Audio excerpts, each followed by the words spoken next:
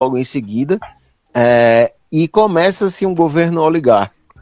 Mas quando tu falas que o Getúlio ele não deixa entrar os integralistas, a gente não pode esquecer que o Getúlio Vargas ele é um autoritário. Sim. Ele dissolve, ele proíbe todos os partidos políticos. Sim. Ele diz que a única ideologia política é ele. Uhum. E ele consegue fazer o que até então não se fez no Brasil, que é unificar o Brasil. Ali sim era uma escolha difícil. Ali sim era ou é autoritarismo ou autoritarismo, né? Ele queima na entrada do Estado Novo, quando ele proclama o Estado Novo, ele queima todas as bandeiras regionais de todos os estados e diz que não existe mais os estados brasileiros, só existe o Brasil. Nossa. E cria sistema de intervenções, tirando os governadores de estado e passa a ter interventores locais, que ele desconsidera nesse momento o pensamento político que se tinha até então. A partir daí ele vai começar a criar uma ideia do que seria o Brasil. Se você pegar, ele vai criar os institutos que vão criar essa ideia do Brasil Unido, que é um deles o IPHAN, o Instituto Patrimonial, com Mário de Andrade. Sim. Ele vai fazer com que os intelectuais tenham a ideia do que é o Brasil. Gilberto Freire, Sérgio Buarque, de Holanda, Câmara Cascudo. A Larissa está bastante quando ela diz o seguinte: os militares, o golpe militar vai garantir essa unificação, mas ao mesmo tempo ela vai criar um sistema educacional que a gente vai ignorar toda a nossa construção de luta pela construção do Brasil, porque o que eu narrei até agora? A história de líderes que tomaram poder. A gente não vai falar nos nossos livros de história das guerras de independência locais, dos negros que morreram lutando. Exatamente. A gente não vai falar dos... Muito pouco se fala. Pois é, e isso é fundamental para a gente entender que a gente só se construiu como país porque teve as lutas populares. Exatamente. O povo nunca foi passivo, como se criou essa ideia que o povo assistia tudo bestializado. Não, o povo lutava, ia pra rua. Exatamente. Que ali no sul, né, Rio Grande do Sul, então, foi um berço de muitas inconfidências, né, cara? De muitas revoltas, de muitos movimentos mesmo ali. Enfim, você estuda pela história inteira. A Inconfidência Mineira, a Revolta Farroupilha, tudo isso, né? O próprio Canudos foi... A Confederação do Equador. Então... Canudos, contestado. Então, a sensação que se teve nessa história toda é que a gente ignorou o fato que a gente teve figuras autoritárias que reescreveram a história tirando o poder do povo.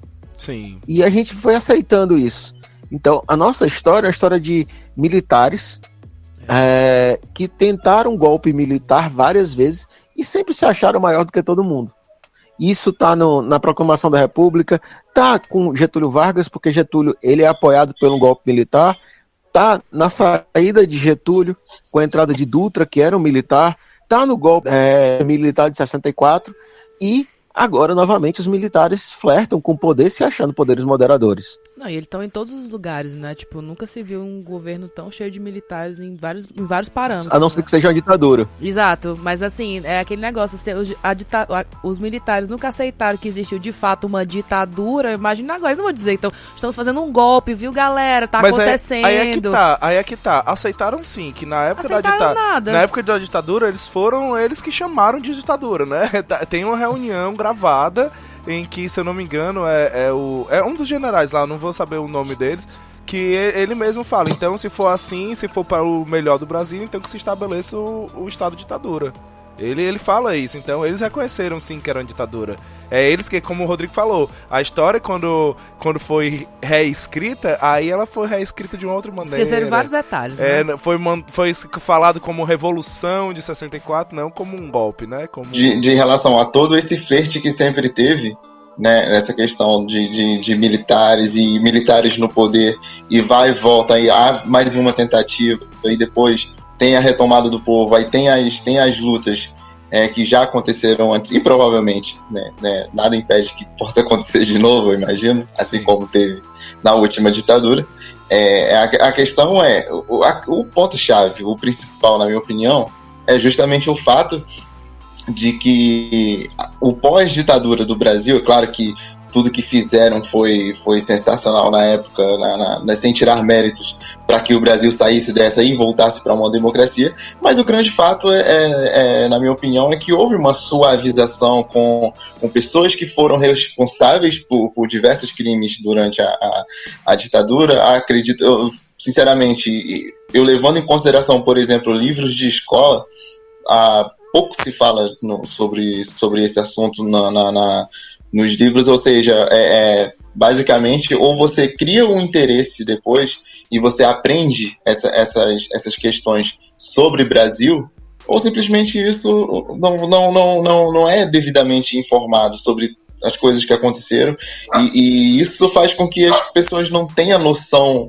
exatamente do que uma comoção, uma luta por objetivos, por que seja, tão forte que isso acaba se tornando. A gente tem que entender que quando a gente fala de militares, a gente tem dois grupos.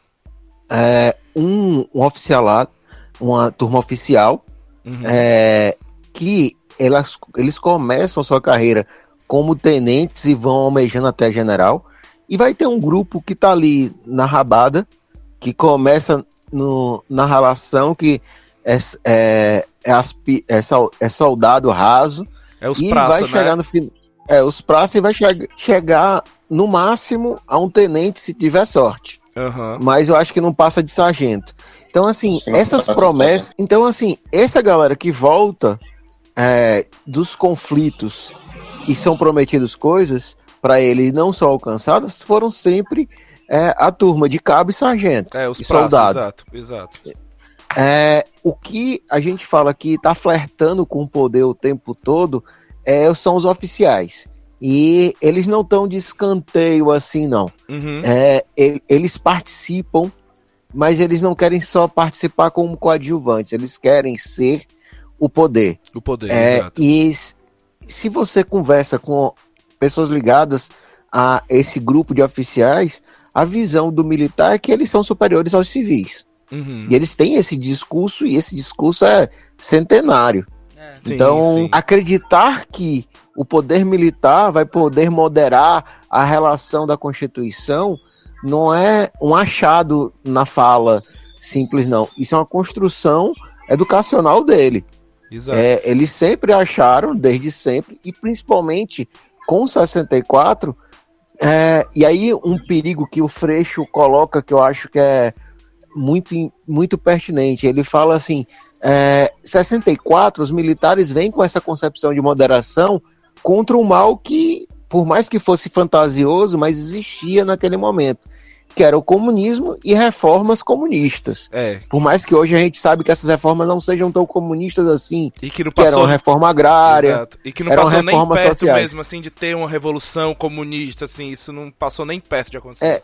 Mas esse medo existia presente, porque alguns anos anteriores, em 61, a União Soviética desembarca dentro de Cuba, após a Revolução de 59. Então, assim, existia a bipolarização do mundo, existia ataques socialistas dentro das estruturas da América do Sul e da América Central. Sim. Então, era uma tentativa de reordenar o Estado capitalista aqui no Brasil, que era nacionalista.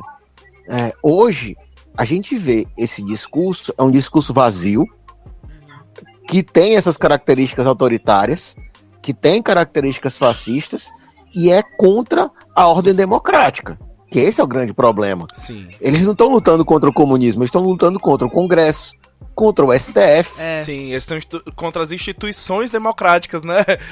Então, assim, aí que é maluco. Antes, era para garantir o Estado democrático capitalista. Sim. Agora, eles querem retirar todo o processo democrático. É muito perigoso. Sim. O que estamos vivendo é de um perigo exorbitante, porque ele junta essa condição autoritária com o plano liberal, que foi muito mal executado, tanto que a gente viu os conflitos do Chile do final do ano passado durante o governo Pinochet. Sim. Criar um Estado totalmente ultraliberal, que é o projeto do Guedes, que arruína a velhice, a nossa terceira idade, Sim. arruína a classe trabalhadora, e no final você tem um grupo pauperizado no Brasil, devido à desigualdade social, que tende a morrer. O projeto é um projeto autoritário contra o Estado democrático, contra as instituições democráticas e ainda para massacrar o povo. Esse é o projeto. Você falou num ponto aí, Rodrigo, você falou do comunismo e a gente está falando de o comunismo é o ultra-esquerda, se a gente for falar assim. Uma linha, né? É uma linha de extrema esquerda, né? É o extremo da esquerda, e o fascismo, digamos assim, é o extremo da direita. E aí a gente tem, muitas vezes a gente vê uma fala de que os dois extremos, eles se retroalimentam, porque eles são a mesma face da outra moeda, né? Eles são faces diferentes da mesma moeda. Exato. E aí eu acho que a gente tem também um discurso a gente tem também um esvaziamento do discurso, né? Porque quando a gente bota o fascismo é igual ao comunismo, então a gente bota o centrão como perfeito no ponto de cima. A gente faz tipo aquela ferradura, né? Que a galera aí fala. Não faz o menor sentido, né? Aquela teoria da ferradura em que o centrão fica o perfeito de cima e os dois extremos, tanto esquerda quanto direita, eles vão falar, vão ser a mesma coisa, vão falar a mesma coisa. E é importante assim, a gente tem traços que se parecem muito em um dos pontos, mas cada um é cada um. A extrema esquerda defende a extinção do Estado privado, enquanto a extrema direita defende o total Estado privado, né? Então a gente tem duas coisas completamente diferentes. E aí eu acho que a gente falou bastante aqui, acho que a gente podia deixar um pouquinho mais claro aqui, já que é o que se flerta mais com o que o nosso governo atual flerta mais, com esse exemplo de extrema direita, né? Até porque ele é um governo de extrema direita, digamos assim, né? Eu não sei nem se a gente pode denominá-lo assim ainda, né?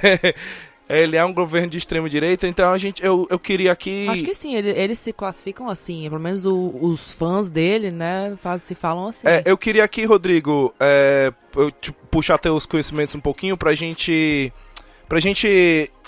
fazer isso ser um pouquinho mais didático mesmo, da gente explicar um pouquinho o que é o fascismo de fato, assim, para as pessoas porque fica muito vazio mesmo, quando a gente fala, flerta com o fascismo, parece muito... uma frase punitivista, né? Assim, como se estivesse xingando. Como a direita usa muito hoje em dia o comunismo como um xingamento, até o Trump virou comunista, né? Na mão da direita. Então, da direita brasileira. Da direita bolsonarista, digamos assim. Exato. Parece que a esquerda usa o fascismo do mesmo jeito, mas eu acho que se a gente enumerar aqui e a gente explicar um pouquinho o que é de fato o fascismo, as pessoas conseguem entender por que a gente faz tanto esse paralelo com o fascismo em relação ao Bolsonaro. Vamos tirar algumas dúvidas disso. Vamos voltar o início do século XX. A gente vai ter um final da Primeira Guerra Mundial, que ela vem politicamente, ela vem criando novos setores de debate sobre o trabalho. Uma coisa que a gente vai viver falando é sobre trabalho. Uhum. E é impressionante como todas as causas, no final, se relacionam à luta pela melhor condição de vida em relação ao trabalho e à não exploração do trabalho. Porque a gente vive dentro de um Estado capitalista em que o trabalho é a coisa mais fundamental. Expropriação, poder, propriedade privada, os meios sociais de produção, que todo mundo já conhece essa história. Uhum. Então, no final da Primeira Guerra Mundial, o que é que a gente vai ver? Vai surgir soluções para a formação dos estados e a luta pela melhor condição do trabalho. Vai surgir o socialismo da União Soviética, da União das Repúblicas Socialistas Soviéticas, e vai surgir um partido político que vai vir de um viés que debate o trabalho, e aí eu acho que é uma parte de equívoco do revisionismo histórico, de dizer que a ultradireita, o nazismo, nasceu do socialismo. Não. O fascismo, ele vai nascer do debate sobre o mundo do trabalho. Uhum. Então, que é que se queria naquele momento? Garantias do trabalho, você não perder emprego, garantias de não ter longas jornadas, garantias